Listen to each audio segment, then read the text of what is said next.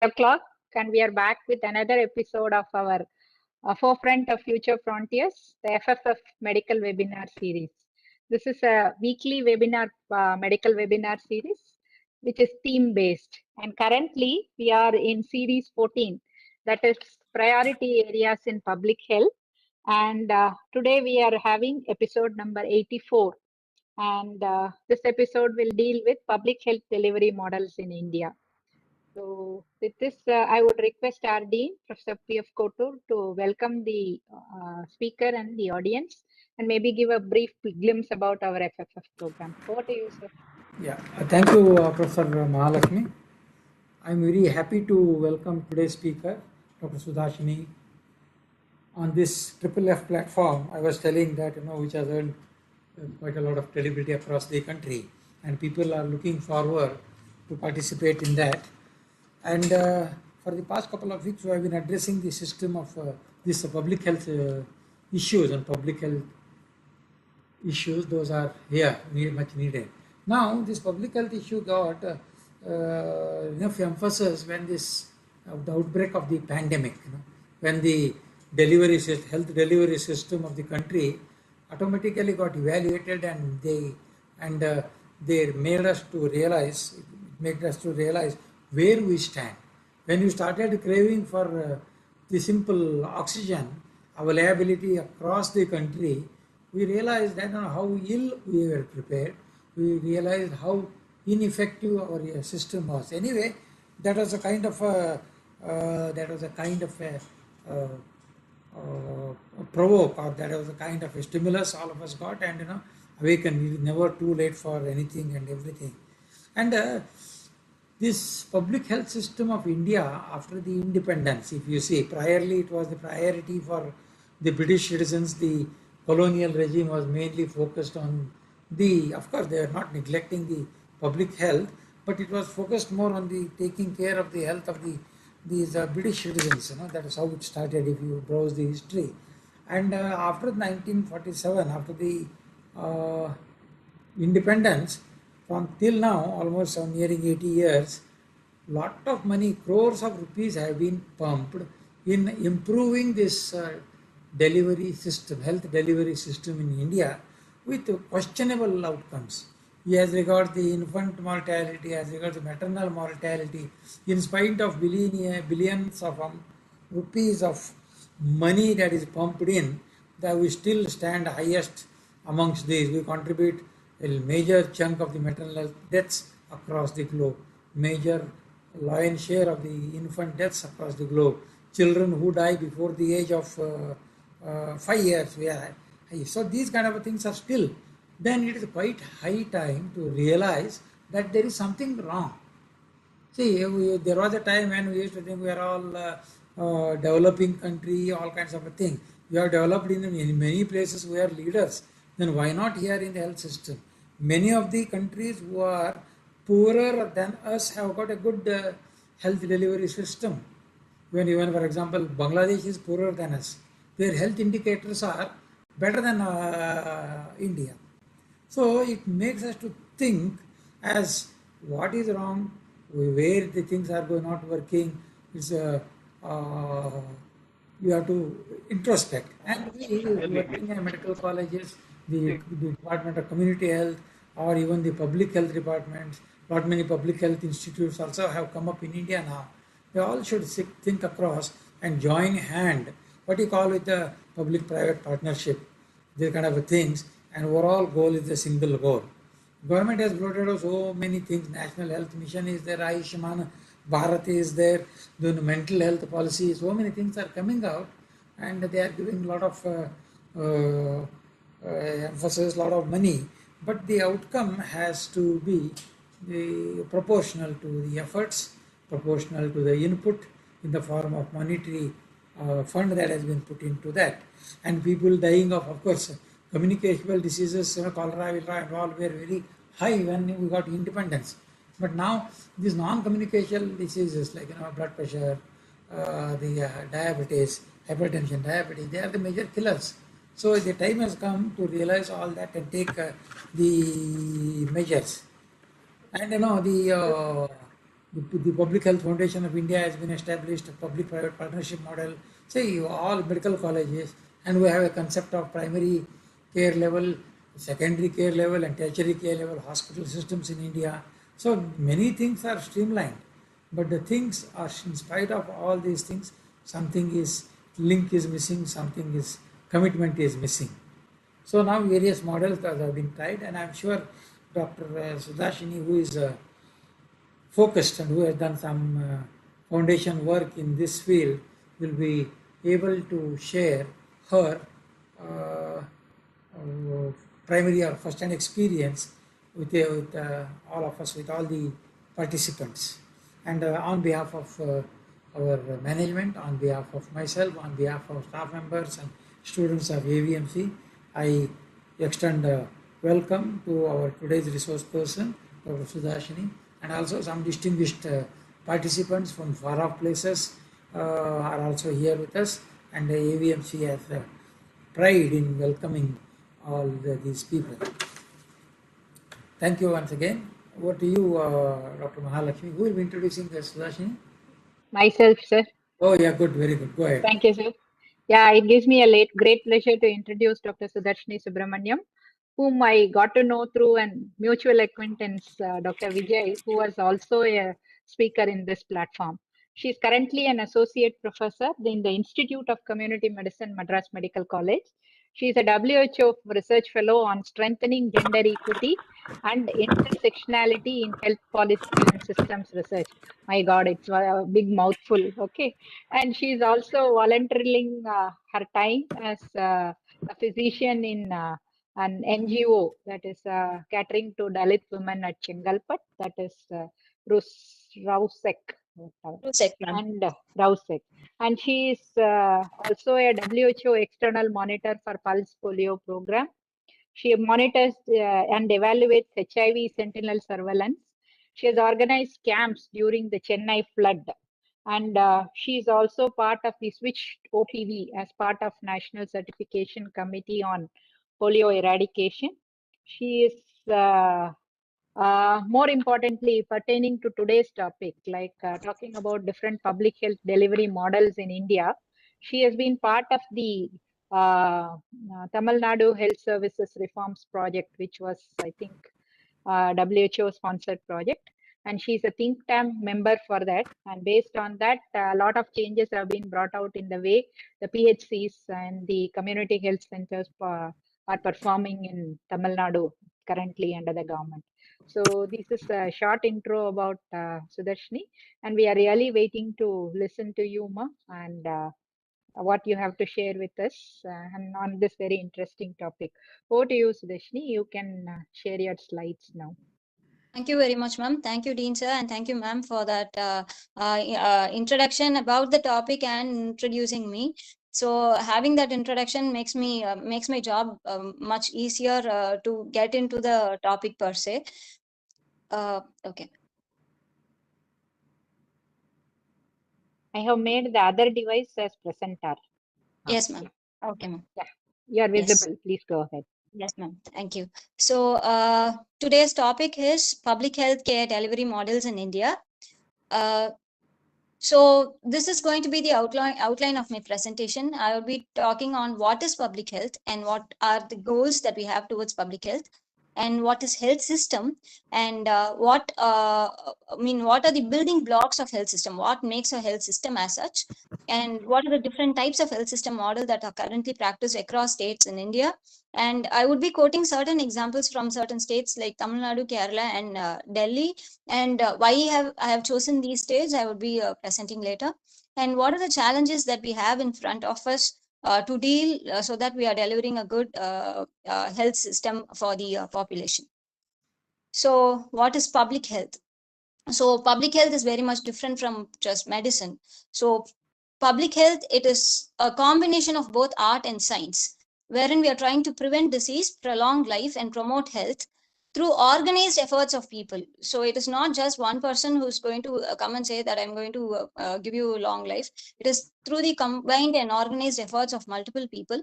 And public health is not just about treating people, but it also includes things like sanitation of the environment, control of communicable infections, educating the people on personal hygiene, and organizing the medical and nursing services for prevention of the diseases, and developing a social machinery so that we are ensuring everyone is having a standard of living which is adequate for them to maintain health. So this is public health. So public health is not just about providing only curative services. It is like empowering people to have a standard of life so that they are able to maintain an adequate piece of health. So whose responsibility is health? So as per our Indian constitution, health is a state's responsibility, but we also have central government giving policy directions, and there are many other national programs through which central government also give guidelines for promoting health in the state. But health is largely a state subject. So we were, our ambition towards health has been, having a long history. So the reason one is the Alma Ata Declaration in 1978, which said that if you want to achieve health for all by 2080, then please focus on primary healthcare. So then everyone around the world started thinking, okay, if I want to provide health for all, then the investment that I have to make is on establishing a sound primary healthcare. So India was signatory to this, and therefore we had this national health policy in the year 1983.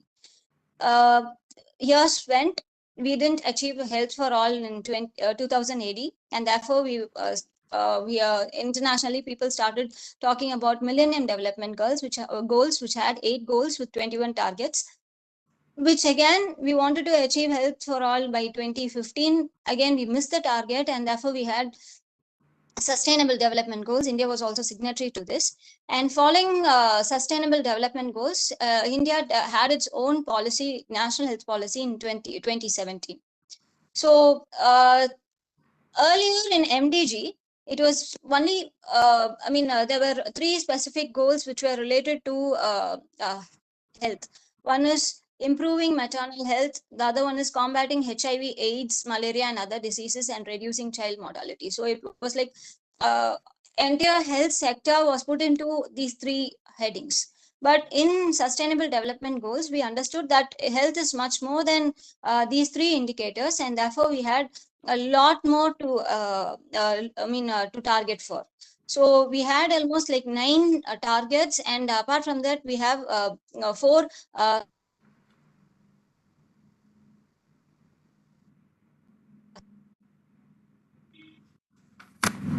in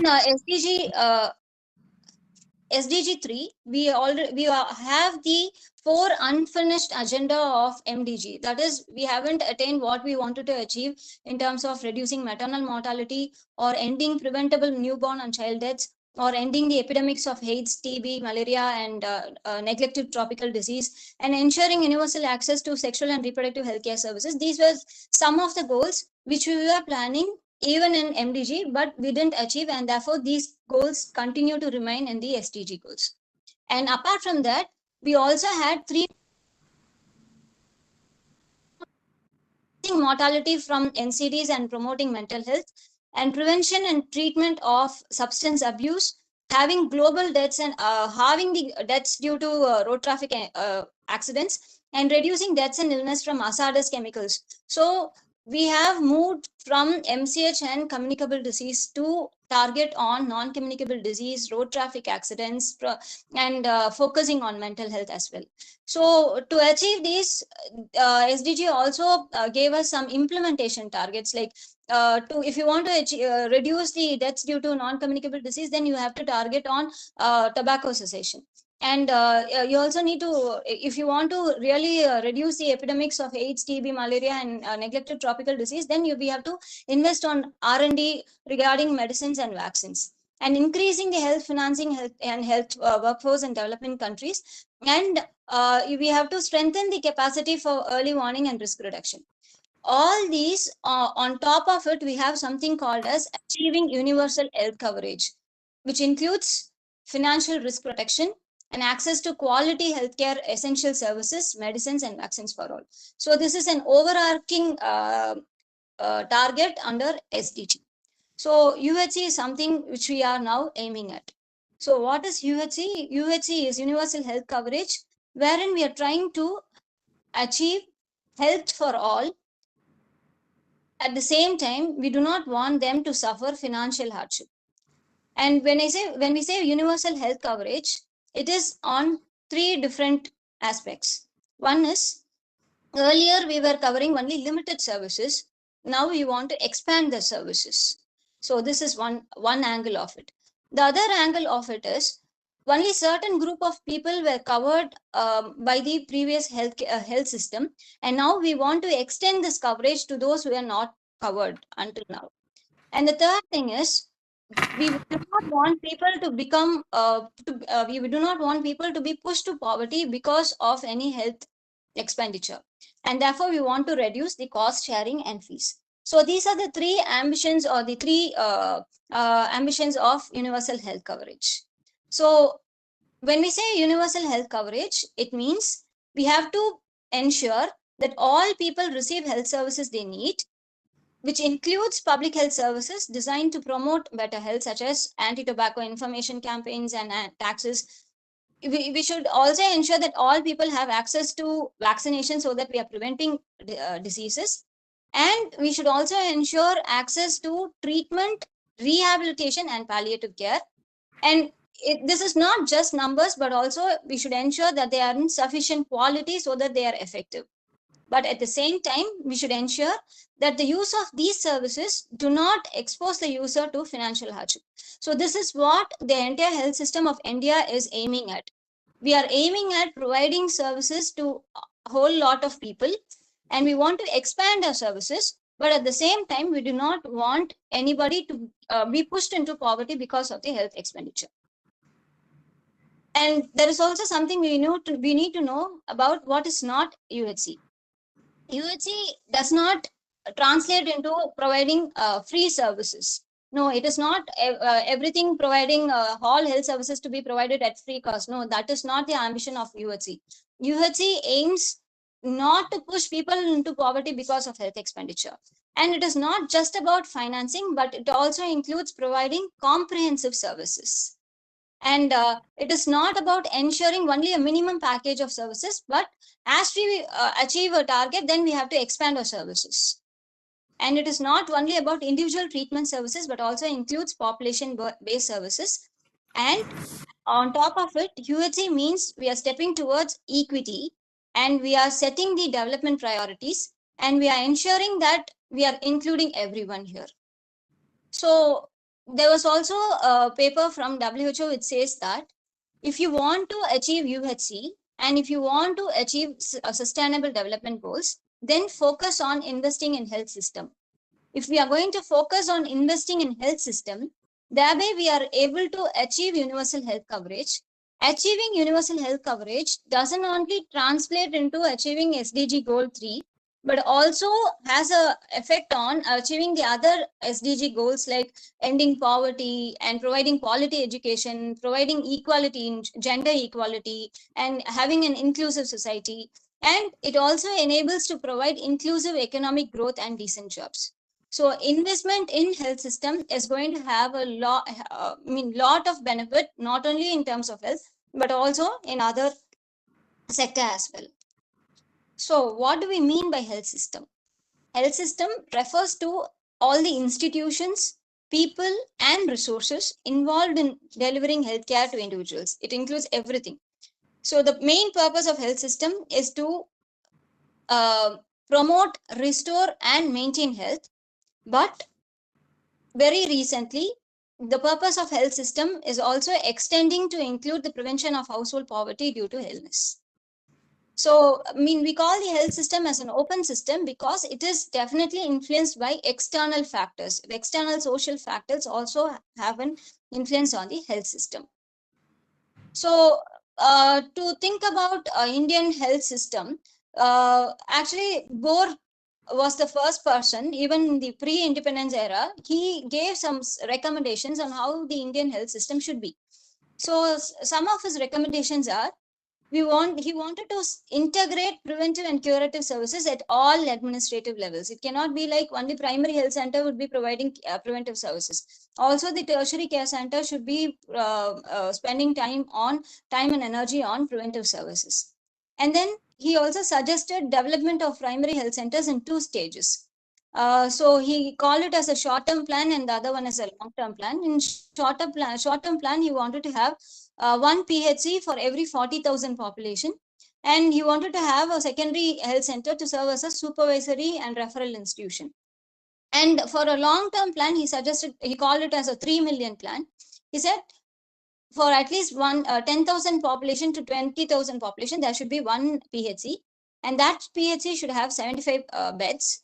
And he envisaged a secondary unit with 650 beds and district hospitals with 2,500 beds. But all these just remains as a dream. Even now, we are nowhere close to these recommendations. So currently what we have in India. So here in India, we have 2 different things. One is rural health system and the other one is urban health system.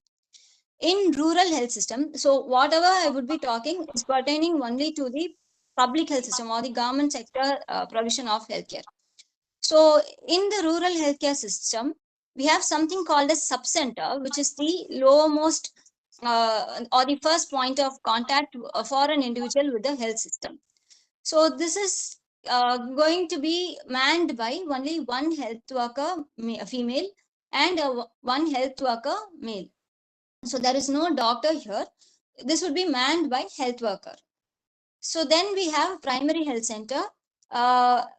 On top of it, we have community health center. So this is the linkage. So from subcenter, anybody can be referred to PHC, and from PHC, CHC, and from CHC, anybody can be referred to sub-district hospital or district hospital. So for every 6 sub-centers, there would be 1 PHC, and each PHC will have at least 6 beds. This PHC setup has a medical officer, and there are other subordinate paramedical staff in the PHC. Community health center, for every 4 PHC, there would be 1 community health center. Again, this is going to be a 30-bedded hospitals, and there would be specialist services provided in community health center. The specialty includes OG, medicine, surgery, and pediatrics. And in urban sector, we don't have this subcenter concept in urban health sector. So here we have field activity, which would be provided by urban health nurse. And then we have 1 urban health center for every 50,000 population. And the next referral center would be urban community health center, which would be like for every 2.5 lakh population, there would be 1 community health center. So this is the existing structure of healthcare delivery system. And these 2 modes for rural health and urban health are now being delivered through, are now being delivered. I'm muting this person. You please go ahead. Okay. Delivered through something called as National Health Mission. Earlier in 2005, this was started as National Rural Health. And then we understood, okay, if you're going to target only rural population, we are missing out a lot of urban people who are equally poor in health. And therefore, we wanted to have something called as National Urban Health Mission. And then combining National Rural Health Mission with Urban Health Mission, we now have something called as National Health Mission. So this is the target or the norms that we have. So for every 5,000 population, we should have 1 subcenter. But what is the current status now? For every 5,729 population, we have 1 subcenter. Fair enough.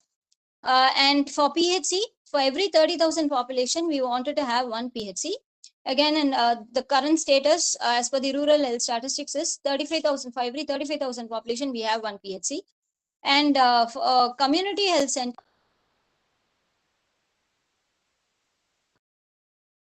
the current status is for every 1,71,000 population, we are having a community health center. Okay, we are fair enough, but yet not to the target.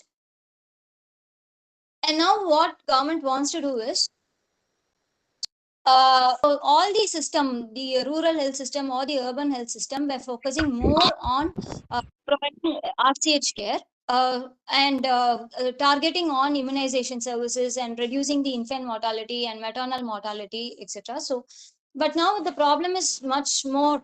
It is not just maternal mortality, infant mortality, or under 5 mortality. We have a lot of problems other than this. I mean, these continue to remain as a problem, but on top of it, we have many more. So therefore, Government of India wanted to have a comprehensive primary healthcare, and therefore it started a program called as Ayushman Bharat, and wherein Government of India wanted to operationalize something called as health and wellness centers.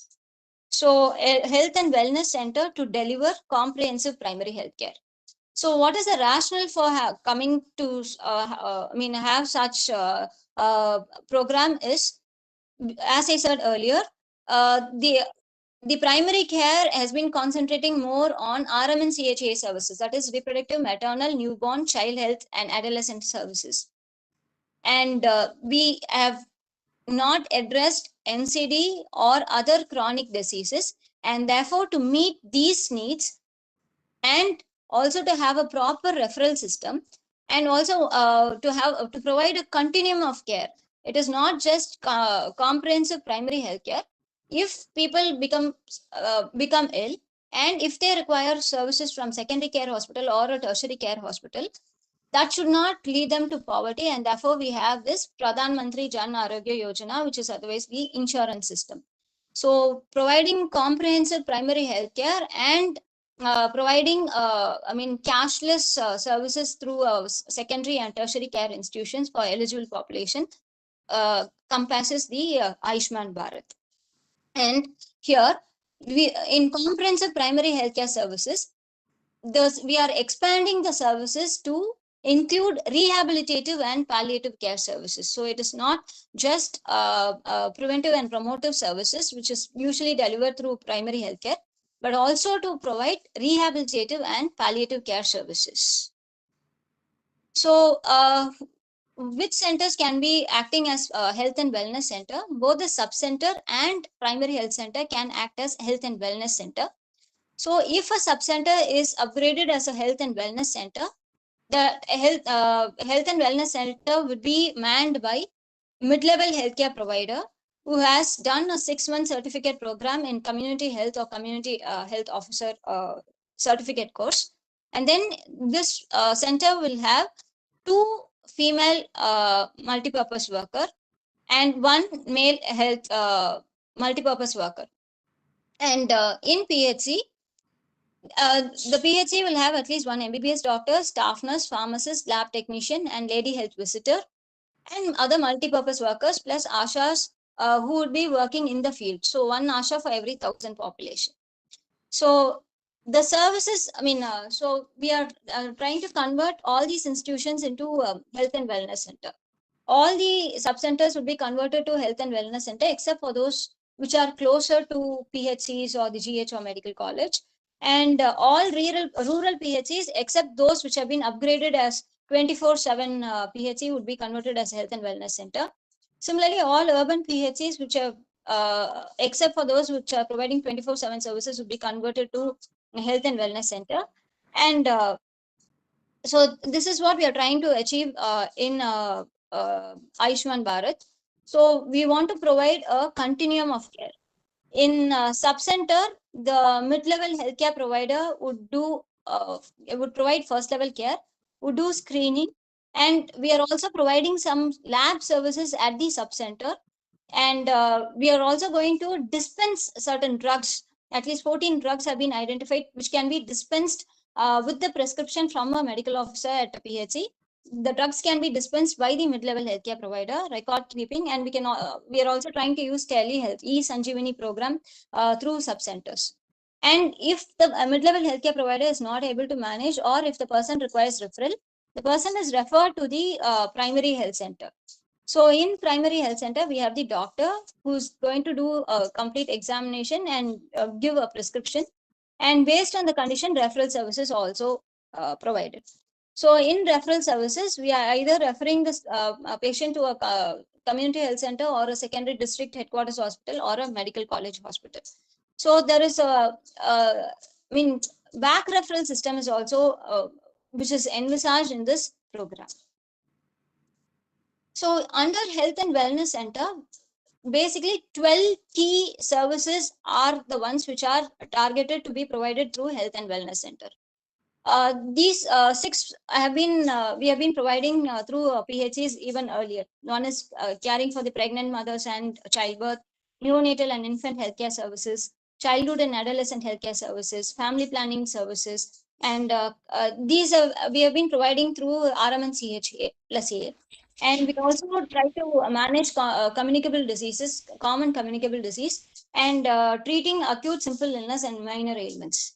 Apart from that, these 7 are the new ones which have been introduced in the Health and Wellness Center: screening and management of non-communicable disease, screening and basic management of mental health ailments, care,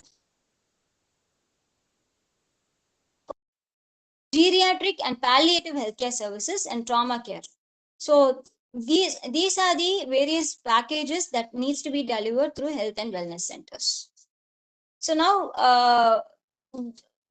till now we have been saying about what we are envisaging and what Government of India wants to provide to the people through the Ayushman Bharat, but what actually exists.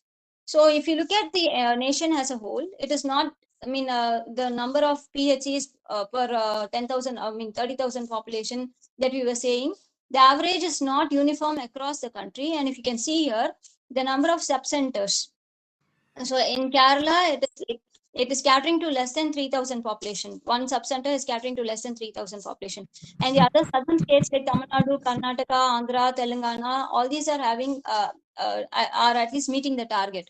Whereas there are states like Uttar Pradesh, Bihar, Jharkhand, which is like lagging much behind, wherein we have one sub-center for catering to 7,000 population. So, the infrastructure itself has to be improved in these states. Similarly, in if you look at PHC, so in PHC, again, the southern states are doing better, whereas states like Uttar Pradesh, Bihar, Jharkhand, West Bengal is like having one PHC for more than 50,000 population. And CHC coverage is even worse. So if you look at the southern state like Kerala and Tamil Nadu is having one CHC for less than 1 lakh population. But here, Bihar, it is like for one CHC catering to 5 lakh population. So, with this, we understand the healthcare infrastructure that we have in India is not uniform. Though we have certain guidelines or norms prescribed, it is not being implemented throughout India in the same manner. So, which is also reflected in terms of the other outcomes like infant mortality rate, maternal Probably that mortality we may not rate. follow the instructions properly. So that is the problem. Let us see what happens. Dr. Srirag Patil, please mute yourself. I'm sorry. Sudhashni, go ahead. Yeah. So this is also reflected in terms of maternal mortality ratio, infant mortality rate. All the other outcome indicators reflects such discrepancy in the difference in infrastructure reflected in the outcomes. So when we look at health system, we have to look in terms of 6 different building blocks, which is prescribed by WHO. So what are the building blocks? 6 building blocks. One is service delivery, and the other one is health workforce. A third one is health information system, access to essential medicines and vaccines, financing, leadership, and governance. So if you want to assess any health system, or if you want to make improvement in any health system, then we have to concentrate on all these 6 building blocks. So when service delivery, we should ensure that it is comprehensive. So what do we mean by comprehensiveness? So comprehensiveness is including preventive, promotive, curative, rehabilitative, and palliative care. And we should ensure that all the services are accessible to all the population. And it covers, when we say coverage, the services that we are providing should be covering people who are actually more vulnerable. And we should ensure there is continuum of care. It is not just having a PHC and if anything happens that a PHC cannot cater, then we should have a linkage services. We should have a continuum of care of services so that we are referring people from PHC to the higher center. Also, there should be a back referral system from the higher center to the local PHC. And it is not just about quantity, but also the quality of the services that we are providing should be effective. And it should be person-centered. Providing services, it cannot be the decision of the provider, but it related to the person's need. And there still Yes. ask her because so now I'll be sharing with you about the certain healthcare delivery models in India from 3 states, Tamil Nadu, Kerala, and Delhi. The reason why these 3 have been chosen is all these 3 have been performing much better in terms of health. When I say health, the indicators that we have used are maternal mortality, underfed mortality, and infant mortality. I'll be showing the rate as well. And Tamil Nadu has been spending most of the health is coming from the public sector. Kerala with example from private sector, and Delhi. The reason Delhi was chosen is it's completely urbanized society. So the problem that we have now is demographic transition, wherein we are moved from being a rural India to an urban India. So catering to urban India, it's a problem, and therefore how Delhi is doing would throw some light on what can be replicated in other states. So Tamil Nadu, the situation analysis is Tamil Nadu has 38 revenue districts, and this means that again Tamil Nadu is not homogeneous; it is completely heterogeneous. And 7th most populous state in the country with 72 million inhabitants.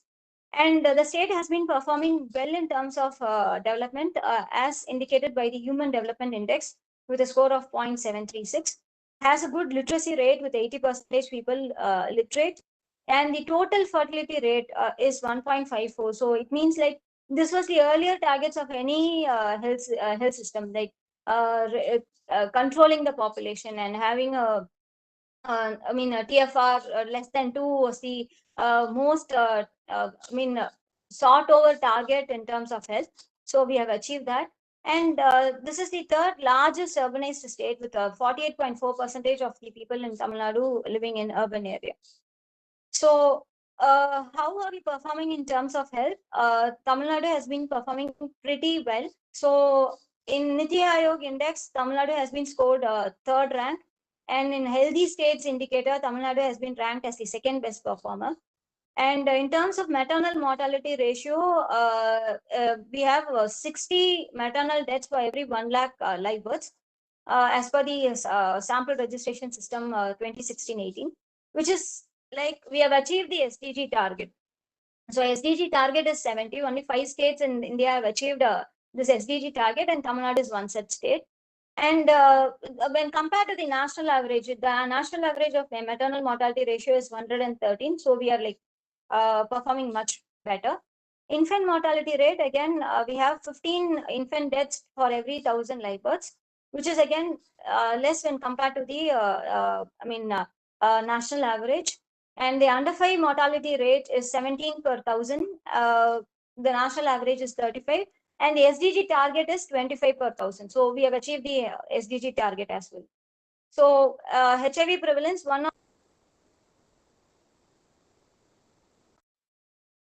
with a 0.18%.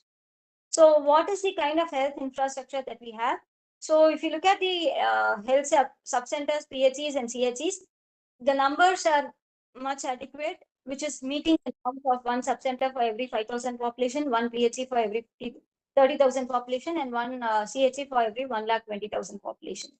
And Tamil Nadu is one state which has the largest number of medical colleges. We have 50 medical colleges with 28 coming from public and the rest coming from private. And so we have a more number of medical colleges. The beds number that we have is for every 2 to 3 person. We have for every 1,000 population, we have 2 to 3 beds. Again, much better when compared to the national average. And since we are moving towards Ayushman Bharat, most of the health sub-centers and additional PHCs are now being converted to health and wellness centers. So what is unique about Tamil Nadu health system? So in Tamil Nadu health system, basically in urban areas, we have something called as evening clinics. So since in the morning, the usual timing that we have for the PHC setup is not catering to the population who are going for job. Therefore, to cover for that, we have this evening clinics. And in urban PHCs, we have this urban polyclinic concept. So every day, one specialty person from a private sector. This is through public-private partnership.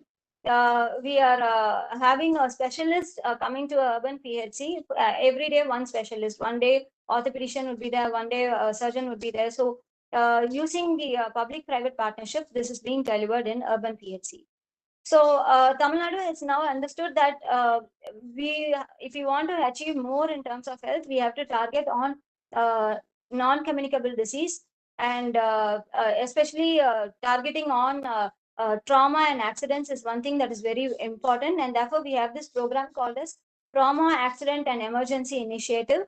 And now recently, we had this IKT, Innuyir Kaapom Thittam, within 48 hours. Like this is like a Good Samaritan concept, and anybody who is meeting with an accident, any hospital, he or she can be sent to any hospital, and for any services that is rendered within 48 hours would be borne by the government.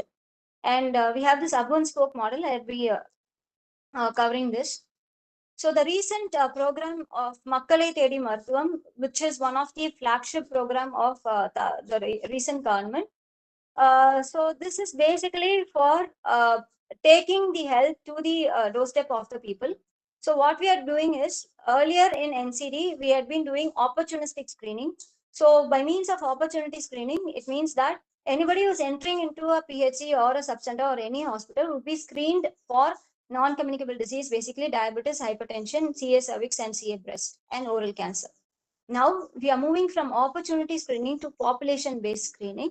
So in population-based screening, anybody who is more than 18 would be approached at least once in a year by a volunteer, women health volunteer, and they would be screened for diabetes, hypertension, and they would be taught about how to do, self-breast examination.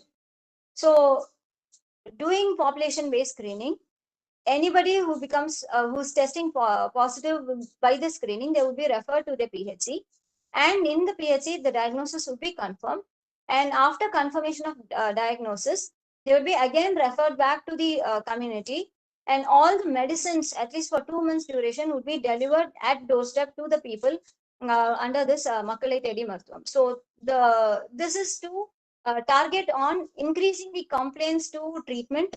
Therefore, we are delivering the drugs to the participant, and also to reduce the out-of-pocket expenditure which is incurred because of transportation to the hospitals. The other thing that we are doing here is we are providing palliative care by giving physiotherapy and pain therapy for people who are requiring palliative care, and for people who require dialysis facilities. CAPD is also being given at home. So here, the one more, thing that has been added to this Makkalai Thedi Marthuvam is we have something called as Population Health Register. So we have linked with the Aadhaar and the ration card entries of the state. So anybody who is coming to any center, any public health center, it can be a medical college hospital or a sub-center or a PHC.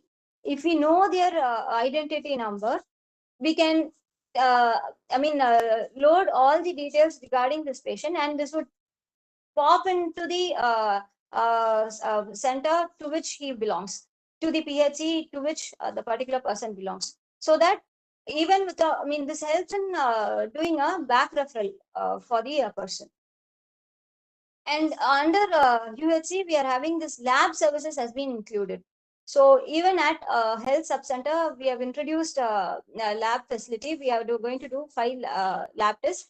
And as we go up the ladder, the number of laboratory tests that are being provided is increased. And one more important thing here is we collect the samples, and for those investigations, for those lab investigations which cannot be done at the particular center, we have this hub and spoke model. So this under CM Insurance, we are providing laboratory services or diagnostic services through the hub and spoke model. And we collect the samples, and the samples are transported to the hub labs. And from there, the reports are being communicated to the individual through the laboratory management information system.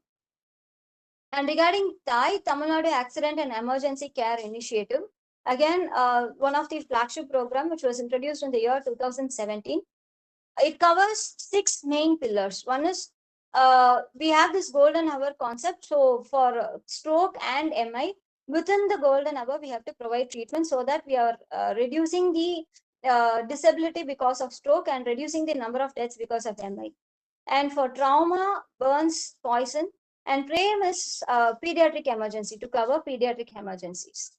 So here in Thai initiative, many innovations have been introduced. One is pre-hospital innovations. Before even arriving to the hospital, what are the innovations that have been introduced in the program?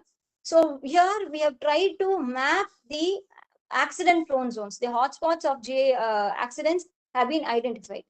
So identifying these hotspots helped us to dynamically allocate ambulances based on this GIS mapping. So ambulances have been spotted in those areas where these number of accidents are very high. And then there is a pilot navigation app to reach the scene immediately. And in the 108 facility, we have introduced the advanced paramedics so that they are able to provide immediate emergency care to the victim. And one more concept here is pre-arrival intimation to the Thai centers. So here in Tamil Nadu, we have different levels of Thai centers, level 1, level 2, and level 3. Depending on the severity, the patient will be referred to the different centers. Even before arriving to that particular center, we have this pre-arrival intimation so that the specific Thai center becomes gets alert and gets prepared for attending the patient. Within the hospital, certain innovations have been introduced. One is pre-arrival intimation and creation of resuscitation bay. The reason why resuscitation bay creation is going to be helpful is so that people work with the muscle memory rather than trying to search for things where it is, etc. And time-stamped management is being provided. And this Thai model is basically a nurse-driven model. It is not dependent on specialist or a medical officer. So in Thai model, all the nurses are being trained to what has to be done immediately when a patient comes to the hospital attending the Thai center. So this is what we did for GIS mapping. And based on the GIS mapping, all the ambulances were allocated in these high accident prone zone. And location, I mean, the ambulances were able to reach the spot 4 minutes earlier than previously. And not only that, ambulances were able to reach more people after changing the location. So in the hospitals, in the Thai center, I mean, triaging was done. Again, I mean, even in the floor map, you know whether the patient requires, urgent care. The floor has indication for with the red marks, so that anybody need not wait for someone to guide them to where to go to a ICU center. So such triaging is made in the through Thai facilities.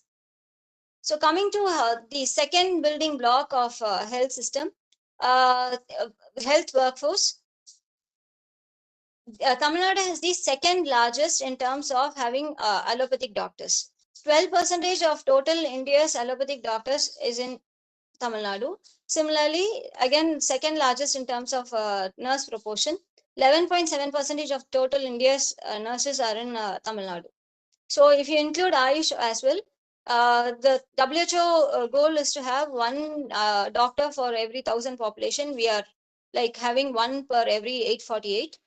And with regards to total physician, midwives, and nurses for every 10,000 population, we have 65, which is again, we have achieved the SDG goal. So with regards to a healthcare provider, we have surplus number of female healthcare workers at the subcenter. We also have a surplus number of doctors at the PHC. The one which we are lagging is we have vacancy in specialist doctors in community health centers. And similarly, in terms of paramedics, the number of pharmacists and lab technician in PHC or CHC is the vacant positions are high when compared to other posts. So in terms of health workforce, Tamil Nadu has a proper system to retain the health workforce.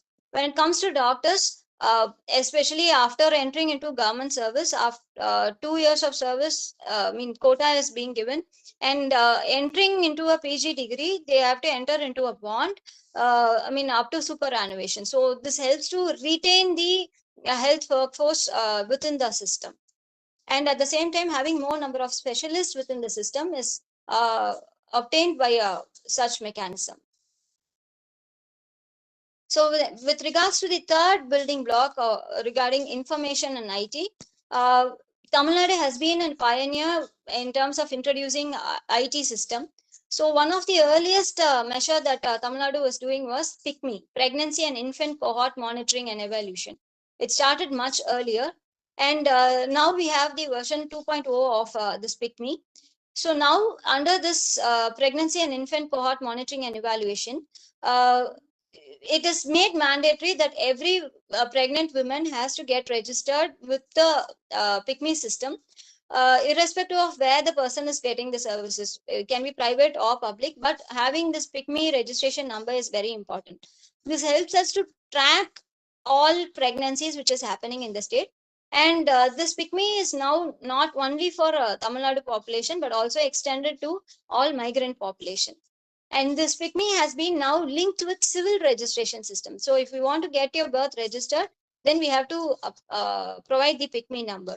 So this enables early registration, and 100% registration of antenatal mothers is being enabled by using this IT platform. The other IT platforms that have been recently introduced in Tamil Nadu include creating family folders using population-based screening, and we have this lab management and information system, and we are telementoring using ECHO program. And the other telemedicine concept that we have been using earlier was for antenatal women, ultrasound.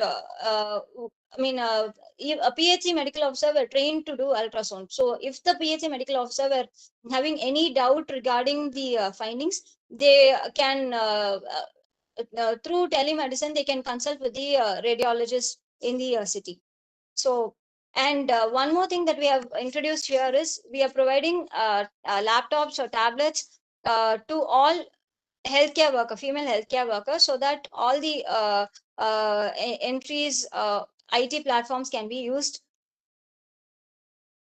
And regarding the essential medicines, Tamil Nadu again has been a pioneer and showing way for the other states by introducing this Tamil Nadu Medical Service Corporation. Earlier, providing drugs, essential medicines itself was a problem with Tamil Nadu public health system. So the health system has to make a local purchase, and it was like taking at least 15% of the total expenditure was spent on drugs. And it is not only about the amount, but also on the quality of the medicines that is being purchased. And it also ended up in corruption in various sectors because they have to make local purchases. So all these things were swapped by introducing this Tamil Nadu Medical Service Corporation.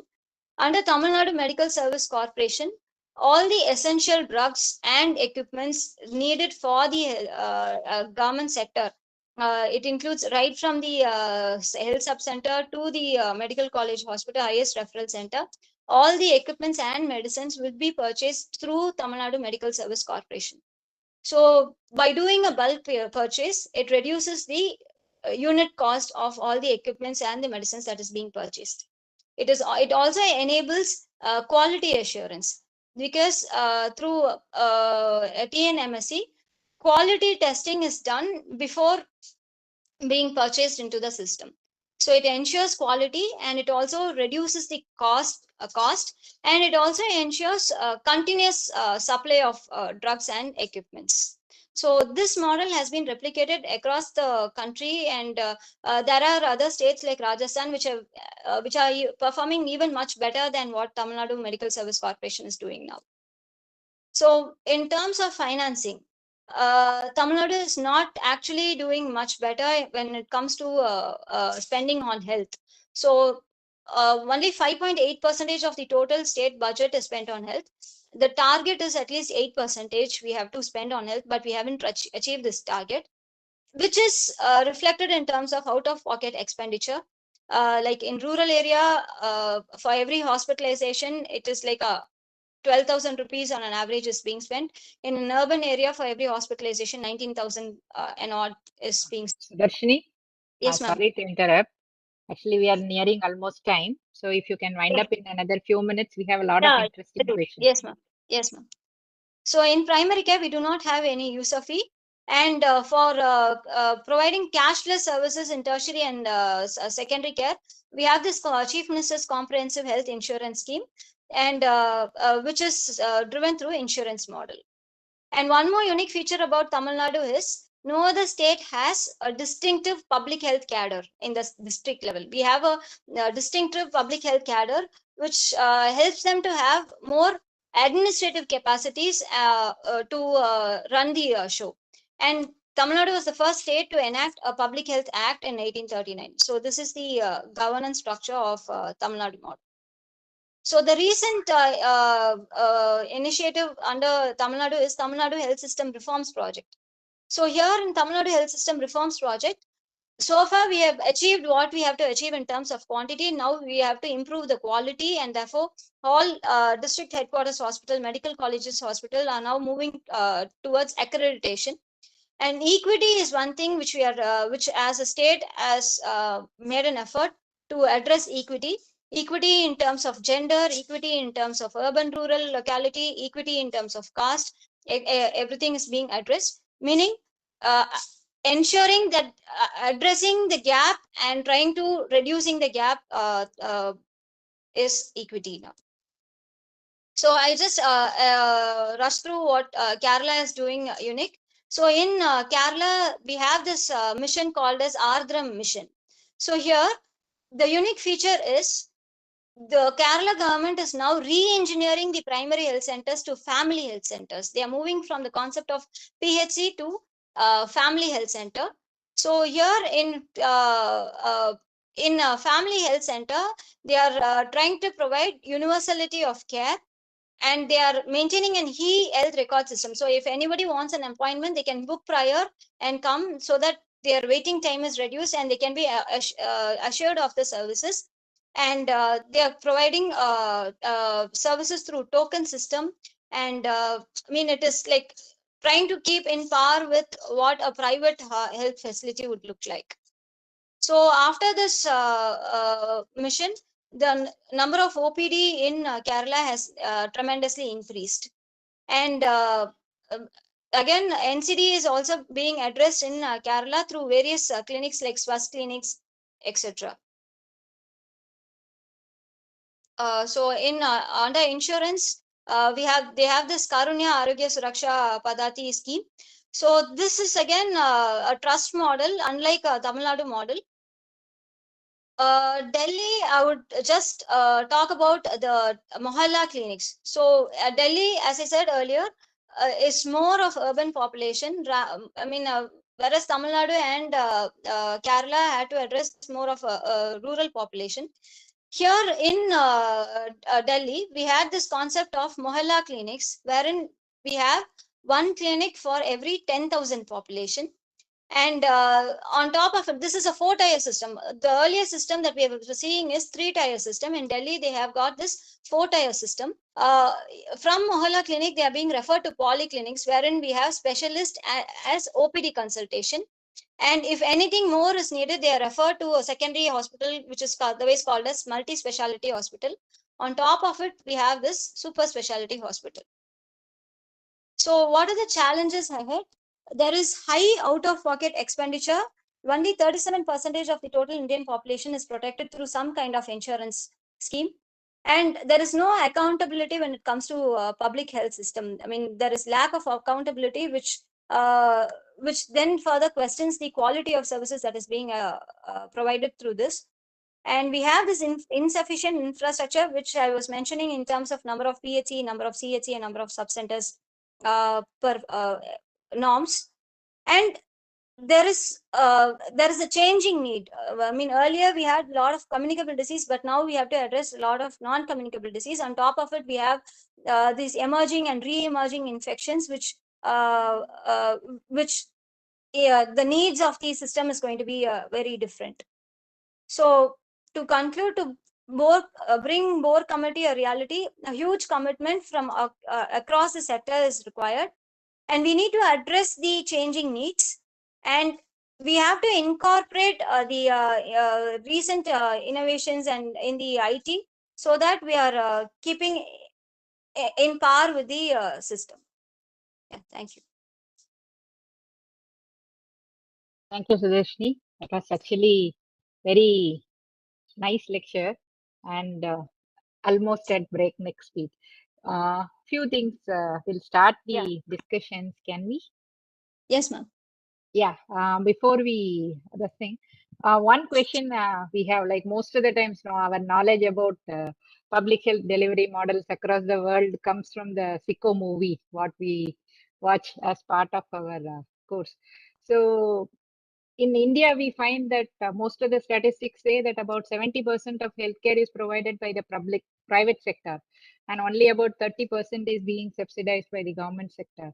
And we have very lofty goals for sustainable development, number 3, that you would want to reduce the public spending, individual spending, and all that. You think that is possible? Can you reframe the question, ma'am? Having a public sector.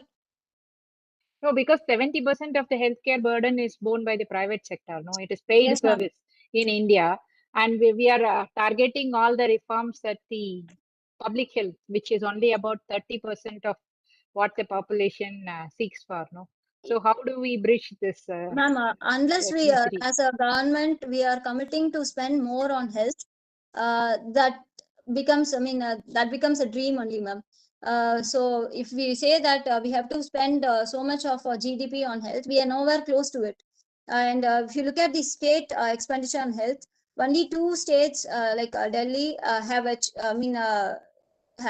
achieved this target of spending 8% of their expenditure on health. Health as a priority should be the commitment, should be the political commitment, ma'am. Only then achieving SDG would be possible, would be a possibility. Yeah, we have all these insurance mechanisms to cover secondary and tertiary care hospital, but most of the time primary care setup is not covered under any insurance system. And if you are not going to strengthen the primary health system, when I say strengthening, increasing the number of infrastructure and increasing the quality of the services that are being provided through primary health system, then it's going to be like we would be pushing more people to secondary and tertiary, because we never targeted on preventing the diseases. So private sector are not going to concentrate on spending on primary health system. They are not, it's not their piece of cake. So if you want to strengthen primary healthcare, government has to spend. Government commitment should be there to spend on primary healthcare. So commitment should be shown in terms of how much percentage of GDP is spent on health. Okay, is it not possible to do it through private-public partnership? Because that's the way that everything is moving nowadays. No, it's a colossal task asking for the individual spending to be reduced. And when 70% of the population is seeking the private care, how do we ensure that we move the 70% to the public health services? Ma'am, primary care through public-private partnership, if there are private partners who are willing to take up this, yes, it is a possibility. But currently, the private partners who are willing to take up a public-private partnership for rendering primary care services is very less, because the outcome is like preventing so many deaths, preventing so many NCDs, which is like which is not seen actually. So I mean, at present, the private sector entering contributing to primary care is very less, but we need to motivate that. We need to improve the returns for the private sector to concentrate on primary care. Yeah, that is Right. also one thing that's now being targeted by insurance mode, ma'am. Yeah, the other day we had a discussion on research funding, that Yeah. Melinda Gates Foundation, Bill Gates and Melinda Gates Foundation is sponsoring much more amount of money for research compared to NIH, no? So something that is again working on the private model, right? Private public model. So something of that sort, I think, is also needs to be addressed in this, right? And there are a lot of questions from Dr. Arun Daniel in the chat box. May I ask him to ask the questions himself? I'm just Yes, going to ma'am. read otherwise. Dr. Daniel, you can go ahead and ask the questions one after the other. Can you?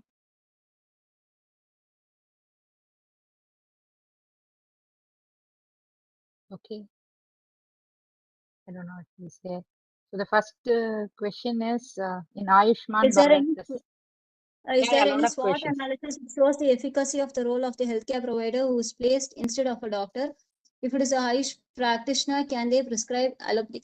Sir, currently there are, to my knowledge, there are no SWOT analysis done on this. But as a Ayush practitioner, I mean, mid-level healthcare provider are not allowed to prescribe, but they are allowed to dispense. So only with the prescription of a PHC medical officer, the mid-level healthcare provider can dispense the medicines. They cannot prescribe. Certain basic medications are available at that subcenter for the non-communicable diseases, so that they can dispense from their subcenter itself. Sir, if I'm right, for non-communicable diseases, at least in Tamilnadu, what we do is we say that mid-level healthcare provider cannot prescribe but dispense. So to dispense, the person should have the prescription of the medical officer, the allopathy doctor. Okay. There's one more question, Sudhashini, if you can take it. Are In the there chat box. referral and The back referral. referral system from sub-centers to higher tiers digitalized? Yes, that is what we are trying in this Makkalai Thedi Marthuvam or the NCD screening through using the population health register, wherein if a person comes to Madras Medical College from some village in Tiruvallur district, I can enter in the population health register at MMC, and this would show up to the concerned PHC medical officer sitting there in Tiruvallur district. So with that, the PHC staff and the subcenter staff go in search of this patient and ensure there is continuum of care maintained. So yeah, that is what we are trying through population health register. Okay. But sir, do you have any comments? Being a pediatrician who is involved in this RCH program for a very long time. I think it is a good talk, and she has covered quite well. But only few states, unfortunately, in India are doing well, as she rightly put it. Now you have reduced the maternal and neonatal mortality with the various programs. But do we have data of non-communicable disease reduction with this model? Are we targeting really the lifestyle modifiable diseases in addition to? Sir, for the non-communicable diseases risk factors, again, we have data based on the STEP survey which has been done across India, and there are also state level surveys which have been done. Even in Tamil Nadu, we had the state level survey on STEPs, which looked at what is the percentage of people who are diabetic and uncontrolled, what is the percentage of people who are hypertensive and not controlled. And also it gave a list of other indicators like proportion with unhealthy lifestyles. So yeah, we have data. Again, states, it is up to the state to take up such surveys in their locality. So there are state-specific surveys and data pertaining to that. Yes, it Yeah. is very simple survey. It is on based upon the scoring system, age group of the patient, the hypertension, blood pressure, how it is measuring, and any risk factor associated. Depending that, the person has to code and give the score to the concerned person. This community Sir. health officers. Hello. Yes, sir. Please, sir.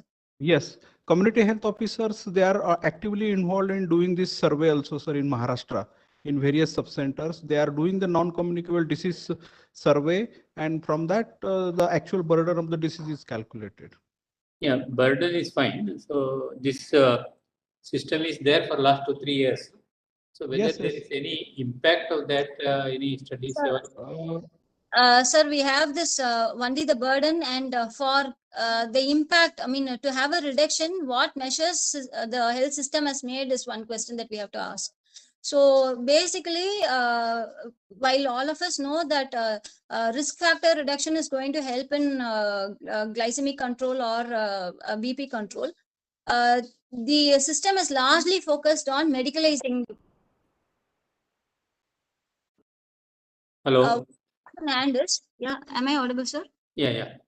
Currently, what we have now in hand is, I mean, prescribing medicines for diabetes and hypertension, and how the system has helped to reduce the risk factor, or how to control obesity, or I mean, that system-specific measures is lagging now.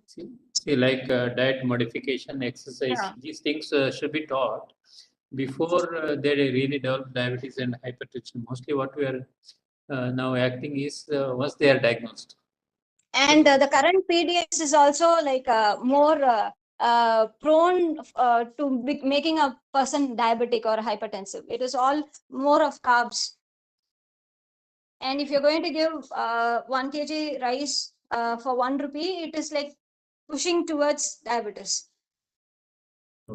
And if you're going to say have 5 servings of fruits per day, have 5 servings of vegetables per day, and at the same time the cost of the vegetables and fruits are going to increase, then how the system as a whole is like working towards reducing the burden. So that is one larger question that we need to ask. Only health system cannot be targeting or reducing the NCD burden. Another point which I'm having in mind is that whatever given completely free does not work well, in the sense they do not take it seriously. So although economical burden may be an issue, some minimal charges I think probably should put, because participation of the individual is also important. That's what I feel, because although it is complete insurance giving is fine for very poor people, but otherwise I think people should charge a little so that your advice, your treatment, they seriously take it. Ayushman Bharat scheme is totally for those people who are below poverty line, sir. It is not for the mid-level income or rich class. So below poverty line, that is it. Yeah. So what happens is most of the places self-declaration unless you go through their real income. Like that is a different story, sir. Yeah. Sir, but use of fee, many of the states which earlier had use of fee has now withdrawn the use of fee concept. Kerala had use of fee, Delhi had use of fee, but then evidences state that use of fee are actually not helping both the patients and the system, and therefore states which were having use of fee have now get rid of use of fee, sir. Yeah, the problem may be that even after collecting money, you may not give the care. That's the one thing. Secondly, it may be political. So people may say, make it free. So that may be the reason. Anyway, thank you very much. It was a good talk. Thank you, Sudhashni. I think you took us through a lot of changes which you have brought in, or which the government of Tamil Nadu has brought in, and especially how technology is being integrated into the system. And sir, you're back. Would you like to ask some questions, comments? All I can tell you, it was a wonderful, comprehensive account of where we stand. I must compliment Dr. Sudhashini for that. Thank you very much. I don't have any questions. Yeah. Thank you, sir. Yeah, that was actually a very nice lecture which took us through all these changes which have been brought in. No, it's a far cry from the time when we were working in the PHCs as interns and all. That's what I could say. And that was a nice talk. And for the benefit of participants, this video and other videos in the series is available in our AVMC Puducherry YouTube channel. So you can watch these things. I would request you to subscribe to the channel so that whenever we upload any new video, you would get a new notification.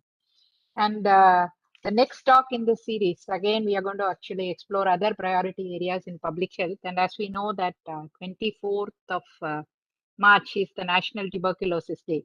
So in connection with that, on 18th, that is the next Friday, we have a talk on what is the national strategy for TB elimination in India, that is 2020 to 2025 program. And Dr. Anil Purthy, who is professor and HOD of community medicine and also the registrar at Pondicherry Institute of Medical Sciences. I think he is the vice president for this TB eradication cell. So he will be talking about this particular strategies and how we can address this public health need. So I request you all to join us next week and contribute to this discussions and learning which is happening across borders. So with this, I'll close today's program. Thank you very much. Sudhashni, thank you very much for accepting our invitation and delivering the talk. Thank you, ma'am. Thank you very much. Thank you.